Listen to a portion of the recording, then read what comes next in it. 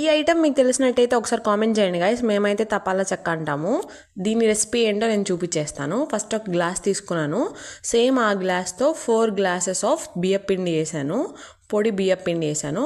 మీకు ఇష్టమైతే 2 గ్లాసెస్ వేసుకోండి, లేదా 3 గ్లాసెస్ వేసుకోండి. నేనైతే 4 గ్లాసెస్ వేసుకున్నాను.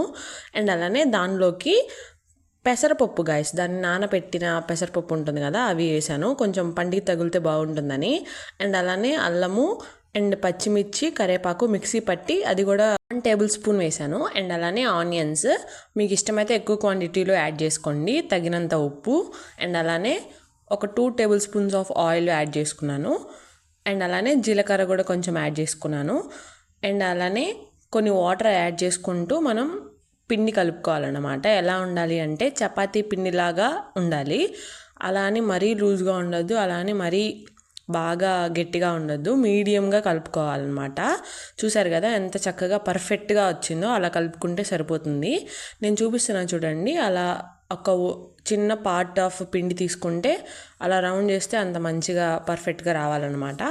తర్వాత మీకు నచ్చిన సైజులో అవి ఉండలు చేసుకొని దాన్ని చెక్కలాగా ఒత్తుకుంటే సరిపోతుంది. ఎలా అంటే నార్మల్గా ఇలా చేతిలో వేసుకొని ఒత్తచ్చు, లేదంటే కనుక మీ దగ్గర చెక్కల మిషన్ ఉంటే కనుక దాంట్లో కూడా మీరు ట్రై చేయొచ్చు.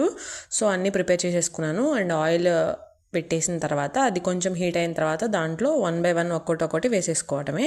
చూసారా ఎంత పర్ఫెక్ట్గా కుక్ అయిందో. ఒకసారి ట్రై చేసి మీరు కూడా కామెంట్ చేయండి గాయ్స్.